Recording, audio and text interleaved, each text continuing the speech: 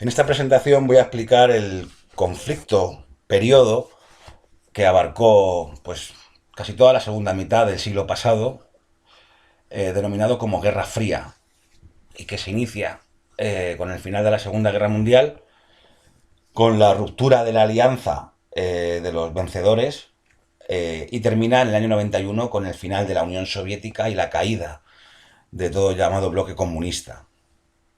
Eh, Se llama Guerra Fría porque es un conflicto latente, no directo, entre Estados Unidos y la Unión Soviética. Nunca llegan a enfrentarse, porque eso hubiese ocasionado el final del mundo, muy probablemente. Y donde la guerra entre ellos es improbable, pero la paz es imposible. Y ellos también, digamos que en un mundo dominado por dos bloques, el bloque que controla Estados Unidos y el bloque que controla la Unión Soviética, es como una especie de tablero de ajedrez, y ahí sí van a apoyar ellos otros conflictos con otros países secundarios, y van a apoyar o bien a la guerrilla comunista, los soviéticos, o bien a la contrarrevolución o movimientos, digamos, relacionados o afines a los intereses de Estados Unidos, por ejemplo, la guerra de Vietnam y más, o la guerra de Corea, ¿no? Ahí sí, digamos que ellos van a intervenir, y también en los procesos de independencia de África y de Asia. También es el momento del final de los imperios coloniales europeos que ya estudiamos en el imperialismo. Pues ahí también a las guerrillas comunistas y a esos movimientos independentistas los va a apoyar la Unión Soviética, y los Estados Unidos van a apoyar, digamos que a las élites de aquellas zonas. Pero también es un conflicto, digamos, militar, de armamento, tecnológico, deportivo. Esto se veía mucho en los Juegos Olímpicos, sobre todo en deportes como el baloncesto o el hockey. Y aquí, bueno, pues tenemos un desfile de misiles de alcance medio con cabeza nuclear soviético. Esto era típico en la época, mostrando el armamento al enemigo. La guerra de Vietnam, la intervención de Estados Unidos en Vietnam. Y aquí tenemos un partido entre Estados Unidos y la Unión Soviética. Este es el gran jugador soviético lituano Arvydas Sabonis, que luego jugó en la NBA, y el hockey hielo, que donde los mejores eran los soviéticos, que es un deporte muy popular en los Estados Unidos, ¿no? Pues también, todos estos acontecimientos también eran muy típicos, ¿no? En la época. Aquí están las características de la guerra, lo que he venido diciendo. No hay guerra directa entre Estados Unidos y la Unión Soviética, no se enfrentan nunca en el campo de batalla, pero bueno, la guerra es, digamos, indirecta, con mucho espionaje, mucho contraespionaje, mucha vigilancia del enemigo. Se desarrollan mucho las comunicaciones y la tecnología. O sea, somos hijos de la Guerra Fría. Ya tenían Internet para el servicio de inteligencia, tanto los Estados Unidos y casi que también los soviéticos. No hay un conflicto directo entre ellos porque, insisto, hubiese sido el final de la humanidad por la carrera nuclear. En el 45 Estados Unidos tiene la bomba atómica, en el 49 ya la tienen los soviéticos, pero es que luego en los años 60 la van a tener los franceses, la van a tener los chinos, la India también, etcétera, etcétera, ¿no? Y luego esa competencia por aumentar su prestigio a nivel internacional, con la carrera espacial sobre todo, pero también con la propaganda, la competencia deportiva, etcétera. Y este conflicto pues tiene ciclos de más tensión y de menos tensión entre ambas potencias. Vamos a ver una serie de conflictos que son los más importantes, pero hay más. Lo que pasa es que por el tiempo y por las características del tema y de la finalidad que tiene este tema, que es el de realizar una serie de actividades, pues tampoco vamos a extenderlo mucho. Y luego sí, las guerras calientes como tal son guerras en el llamado tercer mundo. El tercer mundo es el que surge como consecuencia de la independencia de los países dominados por los imperios coloniales, África y Asia, ¿no? Estados Unidos va a apoyar a la guerrilla anticomunista, a los contrarrevolucionarios, y la Unión Soviética pues a las guerrillas comunistas. El ejemplo típico es la guerra del Vietnam. Y si hubo una serie de millones de muertos, claro, importantes, pero siempre relacionados con estos conflictos localizados. Tenemos que imaginar el mundo como un gran tablero de ajedrez. Zonas de influencia de ambas potencias: Estados Unidos, Europa Occidental y Japón y América Latina.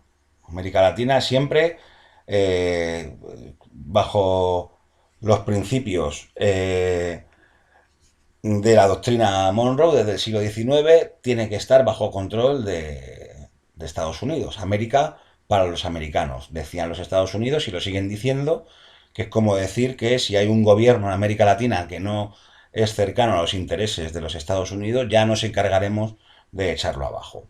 Eso está ocurriendo en algunos conflictos que está habiendo en Sudamérica. Y pasó con el tema de Cuba, que lo vamos a ver. ¿Y zonas de control de la Unión Soviética? Europa Oriental, con dictaduras comunistas, y luego en las zonas de Asia: China, Corea, Vietnam.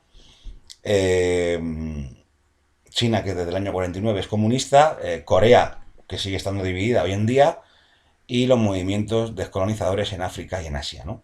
Por tanto, si nos imaginamos el mundo como un tablero de ajedrez, pues esas son un poco las zonas de influencia. No vamos a ir a los orígenes. En las conferencias de los aliados, aquí tenemos a Churchill, Reino Unido; Roosevelt, Estados Unidos; y Stalin, Unión Soviética.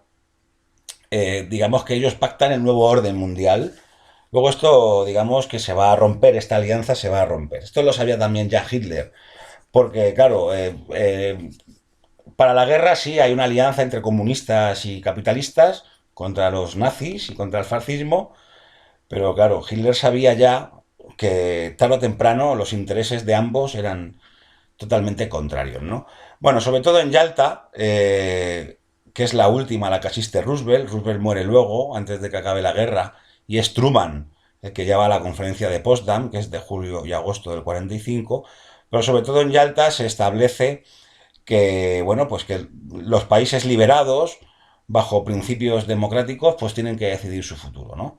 Esto va un poco en contra de los intereses de la Unión Soviética, que la Unión Soviética va a forzar en todas estas zonas, desde aquí, quitando Austria, toda lo que es la Europa Oriental, va a forzar que haya regímenes comunistas. Vamos a ver por qué. Eso por una parte. En Yalta se reorganiza el mapa de Europa. Alemania queda dividida en dos zonas: la zona oriental, que va a ser la República Democrática Alemana; la zona occidental, la República Federal Alemana. Ahora vamos a hablar de Alemania largo y tendido. Y luego también se crea la ONU en enero del 45, antes de que acabe la guerra. Ya el nuevo orden mundial pues tiene un organismo que es la Organización de Naciones Unidas, que hoy en día existe, que tiene un Consejo de Seguridad formado por 5 miembros permanentes, que son Estados Unidos, Francia, China, Reino Unido y la URSS, hoy en día Rusia. Y básicamente son estas potencias vencedoras, porque por ejemplo no está Alemania en el Consejo de Seguridad. Estas potencias vencedoras en la Segunda Guerra Mundial pues son, digamos, los que forman parte del Consejo de Seguridad. Y luego pues todas estas instituciones: UNICEF, Fondo Monetario Internacional, UNESCO, que existen hoy en día, pues surgen, digamos, en el año 45, ¿no? O los años posteriores. ¿La ONU para qué se crea? Pues para evitar conflictos armados. ¿Se consiguen los objetivos? Pues no, porque sigue habiendo guerras en el mundo, y tanto soviéticos como estadounidenses durante la Guerra Fría van a demostrar pues que la ONU, pues eso, muchas veces como es un organismo medio simbólico, ¿no? Para mí el inicio de la Guerra Fría, que es un concepto que estableció un periodista, Walter Lippmann, para mí el inicio es el lanzamiento de la bomba atómica sobre Hiroshima y Nagasaki. Esto va a crear una desconfianza en Stalin, y a partir de este momento, con esa capacidad de destrucción que tiene Estados Unidos, la Unión Soviética va a recelar, ¿no? Claro, porque hay un país que puede, digamos, eh, provocar la destrucción masiva. En un principio, la Unión Soviética que está trabajando también por conseguir la bomba atómica, le pide, digamos, el secreto, ¿no?, a los Estados Unidos de la bomba atómica, para que haya un equilibrio en el mundo. Estados Unidos se niega, y finalmente la Unión Soviética la va a conseguir en el año 49. Pero a raíz de esto, Stalin se va a poner nervioso, por decirlo de alguna manera, y va a empezar, digamos, entre el 45 y el 48 a promover y a fomentar que en todos estos países de la Europa Oriental, Polonia, Checoslovaquia, Hungría, Bulgaria, Yugoslavia también es comunista, Albania, incluso Grecia, que Grecia al final va a entrar dentro de lo que es la órbita del mundo libre, ¿no? Que se autodenominaban como mundo libre, mundo occidental. Entonces Stalin va a fomentar aquí la formación de regímenes comunistas. Esto es lo que se va a llamar el telón de acero, que Europa va a quedar dividida por un llamado telón de acero. Esto lo dijo Churchill en una separación clara entre la Europa occidental capitalista, liberal, democrática, y la Europa oriental con regímenes de partido único, el Partido Comunista de los diferentes países, ¿no? Truman, que es el presidente, aquí tenemos su foto, va a apoyar lógicamente a los anticomunistas en la guerra civil griega en el año 47. Los comunistas junto con Yugoslavia pues van a ser ayudados por estos países, por la Unión Soviética y Yugoslavia. Y la doctrina Truman, que es del año 47, va a ser una doctrina dirigida a contener el comunismo en Europa y en el mundo, ¿no? Se va a crear la CIA, que es el Centro de Inteligencia, la agencia de inteligencia americana, espionaje, ¿vale? Servicio secreto. Existe hoy en día la CIA, lógicamente. Y el Plan Marshall a nivel económico, que va a estar destinado a la reconstrucción de los países europeos democráticos. Truman hace una oferta a estos países de la Europa Oriental para que entraran en el Plan Marshall, pero Stalin se niega. ¿Por qué se niega? Porque Stalin considera que es un plan imperialista.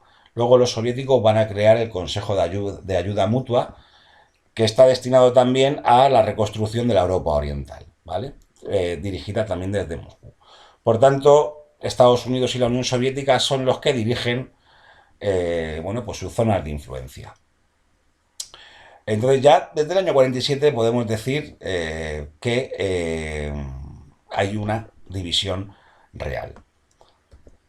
Aquí tenemos un poco las cifras del Plan Marshall. España queda fuera del Plan Marshall porque España está aislada, porque Franco, que ha sido simpatizante de Francia y de la Alemania nazi, pues no entra en las Naciones Unidas hasta el año 55. España está aislada, pero el resto de países, como veis, de la Europa Occidental, junto con Grecia y Turquía, entrar en el Plan Marshall, que es un plan de ayuda a la reconstrucción de Europa, porque tanto Estados Unidos como Reino Unido sostienen que para que Europa no sea comunista, porque los partidos comunistas en estos países son legales, incluso en Italia están a punto de ganar unas elecciones, dicen que Europa tiene que comer y que Europa tiene que reconstruirse, ¿no? Pues entonces se da ese plan Marshall para la reconstrucción de Europa y fijaos el crecimiento del Producto Interior Bruto, tanto de los Estados Unidos como de Europa Occidental, bien, y también de Japón, que es un país que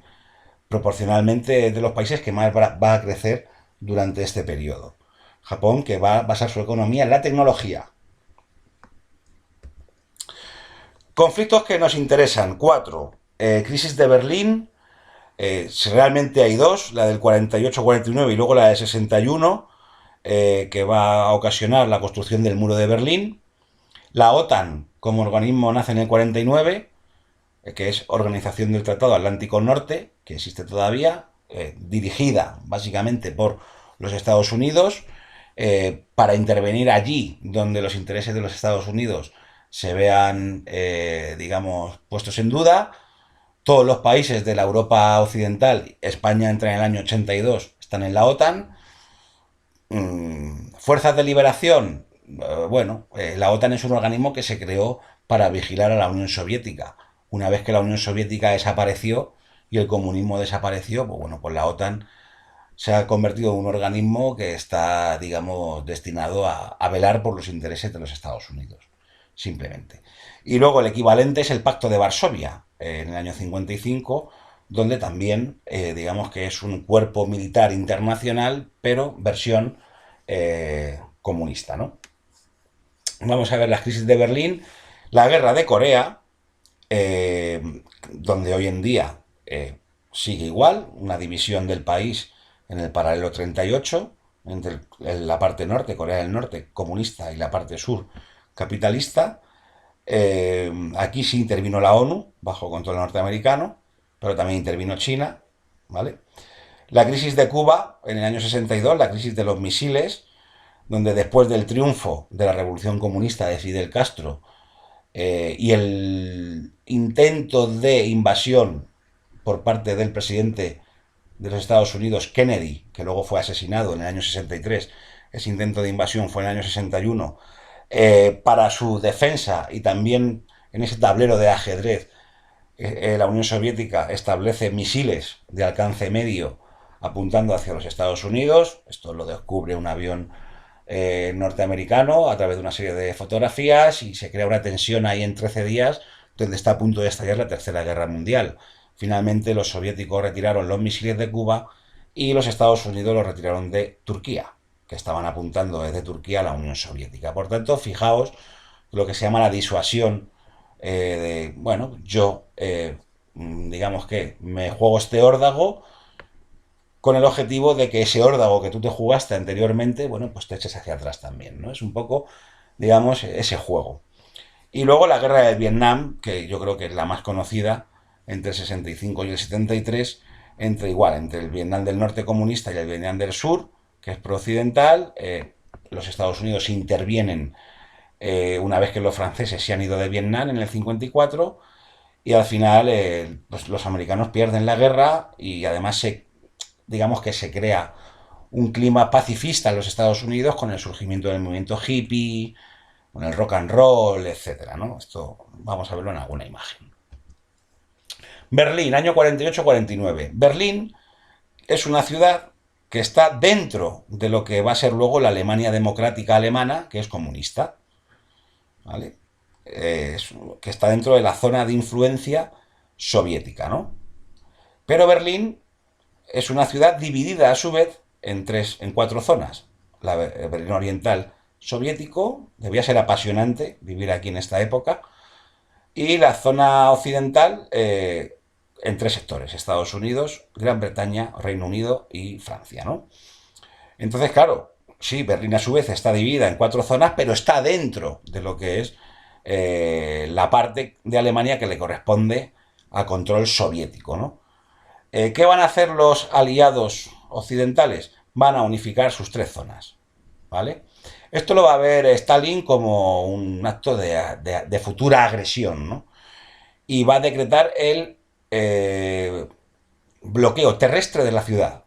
Esto provoca el desabastecimiento de la ciudad. En esta carrera por a ver quién gana y a ver quién se juega el órdago más grande, lo que va a hacer Truman es establecer un puente aéreo para abastecer la ciudad constantemente. O sea, aviones que salen todos los días para abastecer la parte, digamos, occidental de la ciudad. Esto va a durar casi un año, si no recuerdo mal, entre mayo del 48 y mayo del 49, pues va a existir este bloqueo. Luego Stalin lo va a quitar, ¿vale? La ciudad va a seguir siendo, va a poder estar comunicada por carretera. Pero claro, los berlineses, bueno, los berlineses de la Europa occidental, si salían de la ciudad, estaban dentro de la Alemania democrática alemana, ¿no? Luego en el año 61 se va a construir el muro de Berlín, que va a dividir la ciudad en dos. Aquí tenemos en el año 61, porque ocurría lo siguiente, básicamente es que había una huida de alemanes de la Alemania oriental hacia la Alemania occidental, y esto pues no estaba bien visto, con el objetivo de no ser contaminados por el capitalismo, que esto lo decían mucho los comunistas también, pues se construyó el muro. El muro es derruido en el año 89, ¿vale? Entonces, bueno, Alemania es la imagen a pequeña escala en Europa de lo que es la división del mundo. Luego Alemania se va a unificar ya en el año 89, en el 90, oficialmente, y esta parte, la llamada RDA, República Democrática Alemana, digamos que va a formar parte de la RFA, lo que es hoy la República Federal Alemana, ¿no? Y la Alemania actual. Y aquí tenemos una imagen en el puente aéreo de un avión yendo a Berlín para abastecer la ciudad, para llevar alimentos, etcétera, ¿no? Entonces, y aquí tenemos imágenes del muro en su construcción y cuando es derruido, el muro de Berlín. Corea. En el año 50, igual, ¿no? Pues los comunistas con China y la Unión Soviética habían liberado la parte norte y los capitalistas, Estados Unidos, habían liberado, digo capitalistas por el modelo económico que llevan, pero los podemos llamar Estados Unidos o potencias democráticas o el mundo libre, como ellos se llamaban, bueno, muchos nombres, ¿no? Y establece la división en el paralelo 38. ¿Qué sucede? Pues que Corea, el régimen de Pyongyang, decide traspasar esa frontera e invade Corea del Sur, ¿vale? Esto tiene también un porqué, pero bueno, digamos que en este caso Corea del Norte ataca la zona sur con el objetivo de unificar la península de Corea y luego Naciones Unidas, con Estados Unidos a la cabeza, digamos que promueve una invasión de la zona norte, con una especie de contraataque. Esto va a acabar en empate y se va a establecer una línea de alto el fuego en 3 años, porque los chinos amenazan con invadir el país y el general MacArthur, que es de los Estados Unidos, está empezando a presionar para lanzar la bomba atómica en Corea. Entonces eso se puede ir de las manos en ese sentido y se llega a una paz o a un statu quo que llega hasta hoy en día, donde el país se divide en el paralelo 38, entre la zona norte, que es comunista, el régimen de Pyongyang, que a veces sale en la tele, es un país muy cerrado en sí mismo, y el país de Corea del Sur, que es, bueno, pues capitalista y que basa su industria en la tecnología y en la cibernética, con capital en Seúl. Y eso es hasta hoy, ¿no? O sea, aquí tenemos un poco este ejemplo de la Guerra Fría que hoy en día, pues bueno, pues existe todavía, ¿no? Este conflicto. Bueno, tenemos a los Estados Unidos, he puesto aquí para que sepamos un poco los nombres, los más importantes, ¿no? Truman, que es el que sucede a Roosevelt, luego está Eisenhower, Kennedy, que fue asesinado en el año 63, en rojo están los que son del Partido Demócrata, en azul los del Partido Republicano, digamos que los demócratas son la izquierda en Estados Unidos, los azules, el republicano es la derecha, Kennedy que fue asesinado, pues en extrañas circunstancias, yo opino que tanto Kennedy, que fijaos qué mandato tan corto tiene, como Khrushchev, que es el que sucede a Stalin, estaban intentando unas vías de negociación para terminar con el conflicto e ir hacia unas políticas de desarme y de paz mundial. Esto no interesa dentro de los Estados Unidos, hay mucha industria del armamento y muchas industrias asociadas a esta carrera que se ha iniciado con la Guerra Fría y de igual manera la Unión Soviética. O sea que los dos caen en desgracia. Fijaos que Kennedy es asesinado en el 63 y Khrushchev es depuesto en el 64 por el partido, ¿no?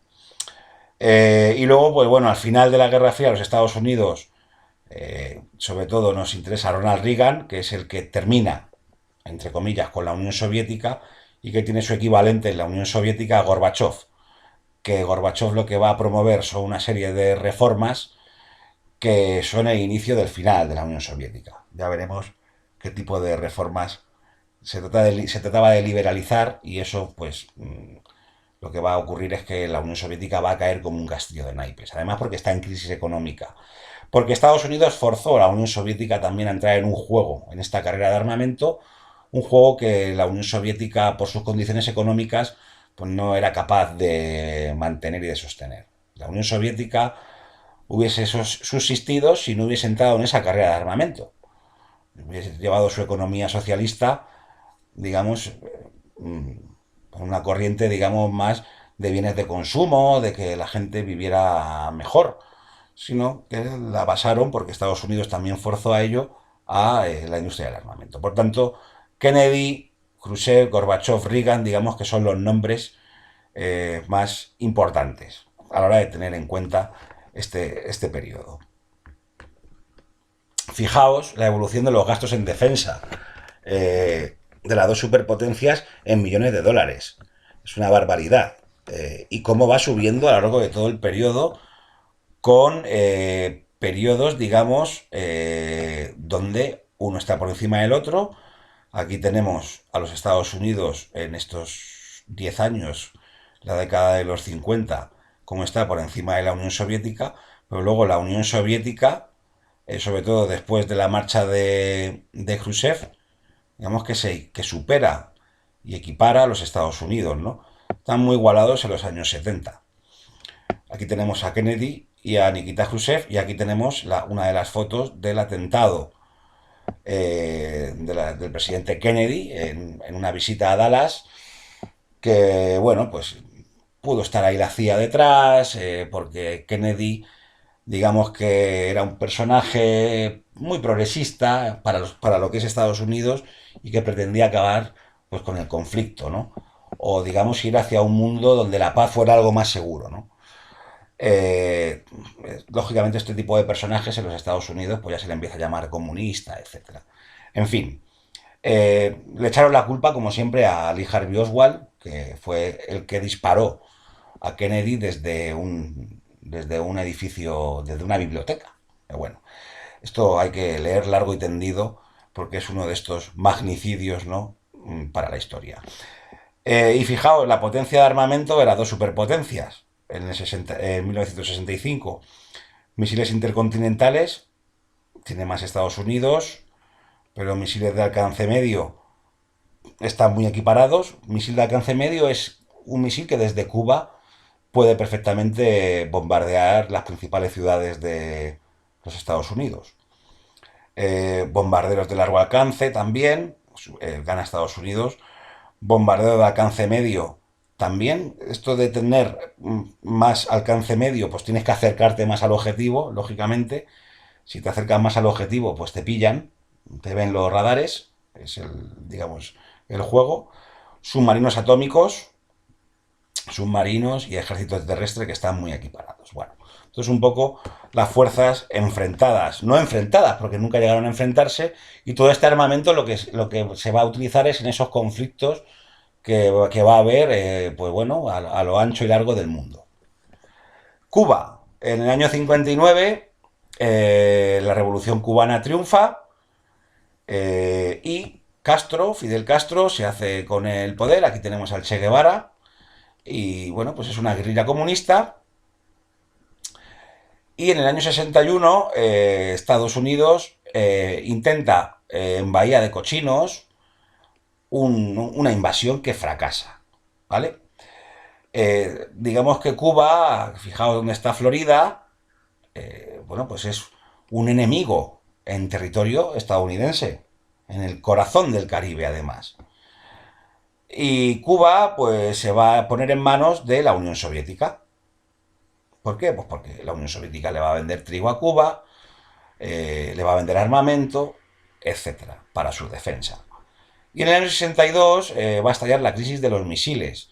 La crisis de los misiles va a ocasionar que haya una tensión brutal durante 13 días en el año 62, porque un avión estadounidense descubre que hay unas plataformas lanzaderas de misiles de alcance medio apuntando a los Estados Unidos, o que los cubanos los están construyendo, y que bueno, pues a ver qué pasa, ¿no?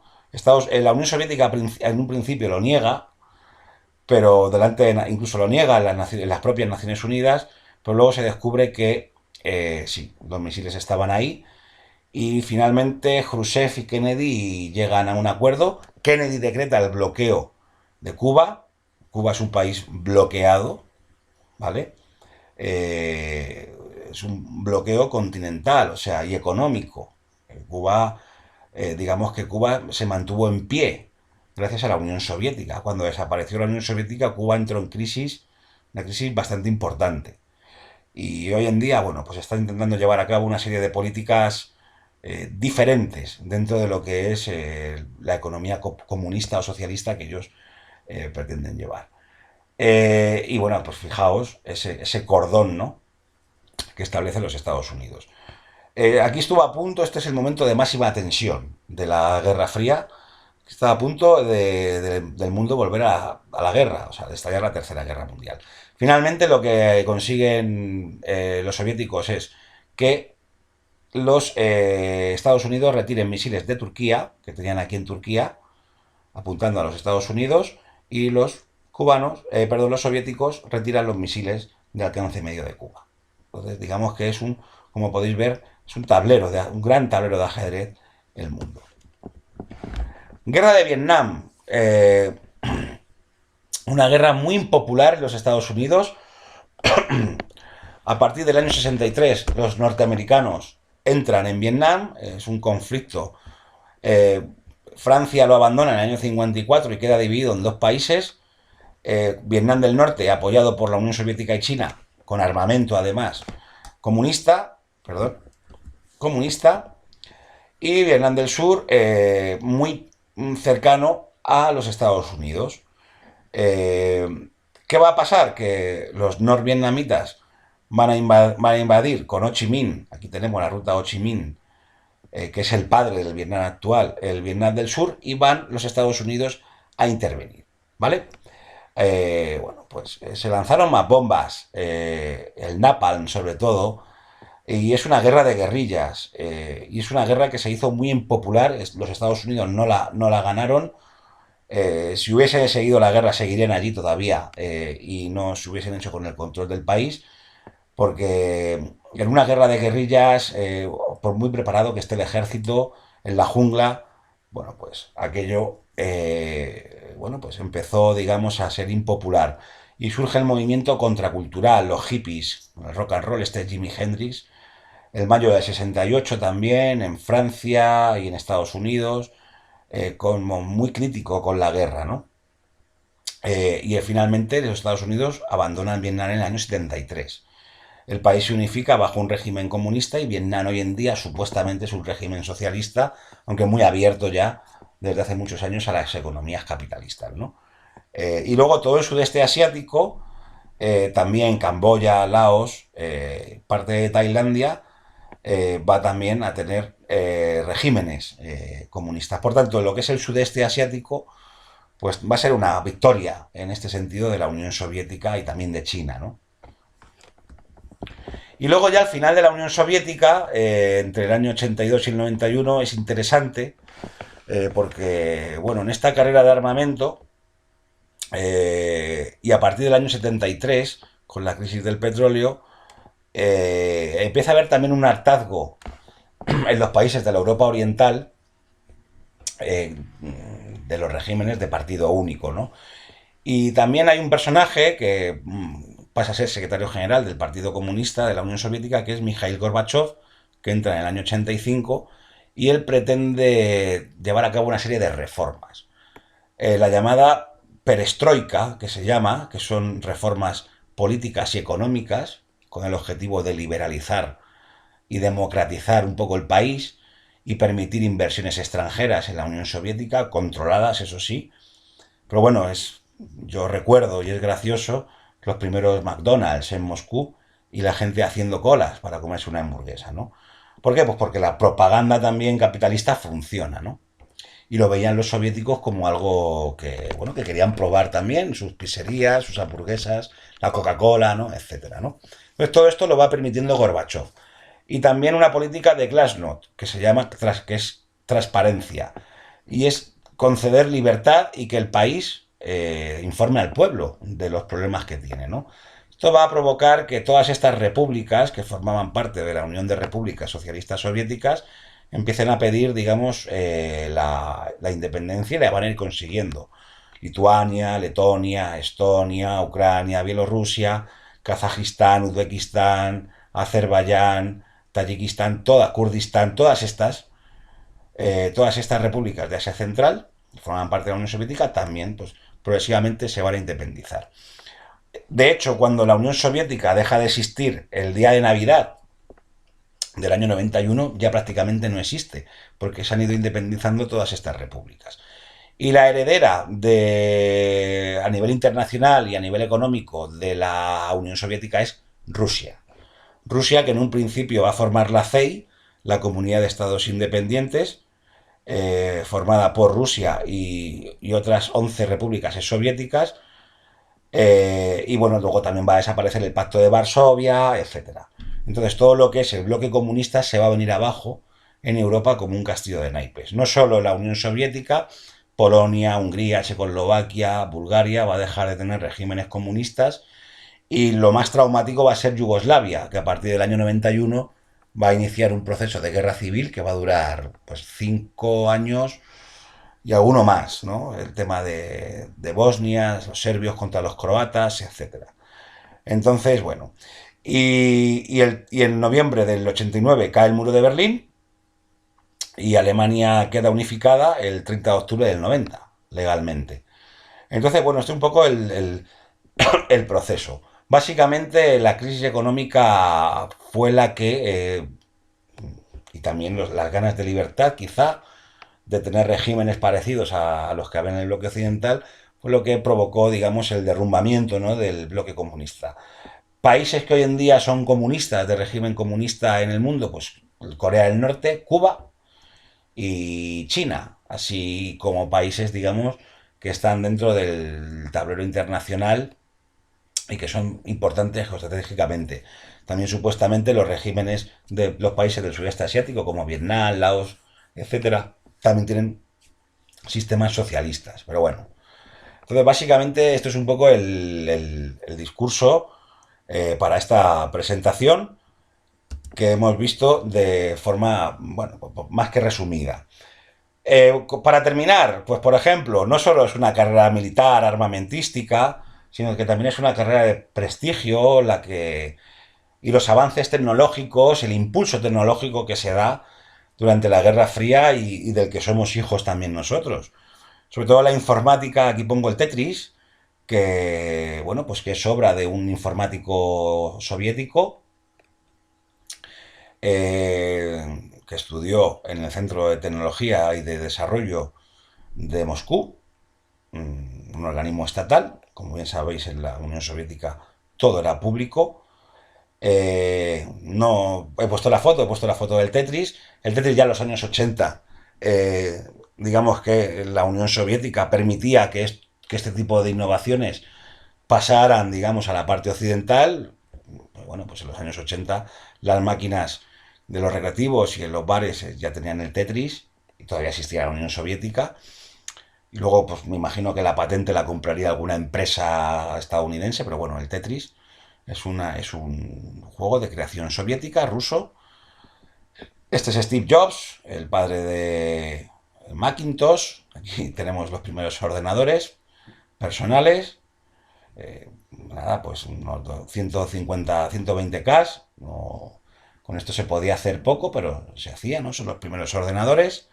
Y luego el tema sobre todo del deporte, cada 4 años con los Juegos Olímpicos se competía para ver quién siempre, los que tenían más medallas eran la Unión Soviética o los Estados Unidos, y sobre todo en los deportes que se suponía que uno era el mejor, en el caso del baloncesto, pues bueno, siempre, que cuando ganaban los soviéticos a los Estados Unidos, pues era un acontecimiento, y los soviéticos también hicieron un equipo de hockey y hielo, eran los mejores, única y exclusivamente para competir contra los Estados Unidos en los Juegos Olímpicos de Invierno. O sea, esto... Y claro, y al revés, cuando los Estados Unidos ganaban en hockey a los soviéticos, también fiesta, ¿no? Entonces, para que nos demos cuenta un poco de la competición y de la competencia que había en todos los ámbitos de la vida. Y luego también por la carrera espacial, con la llegada del hombre a la Luna. Los primeros en mandar un hombre al espacio fueron los soviéticos, con Yuri Gagarin, y unos años después dijeron los Estados Unidos, bueno, vosotros habéis hecho esto, nosotros vamos a poner un pie en la Luna. Que dicen que fue un montaje. Bueno, esto hasta que no se desclasifiquen los papeles y se investigue, no se sabrá. Entonces, de momento, oficialmente el hombre pisó la Luna no una vez, luego hicieron más viajes hasta principios de los años 70, donde el proyecto Apolo, digamos, quedó paralizado y digamos que los Estados Unidos se centraron en otras cosas.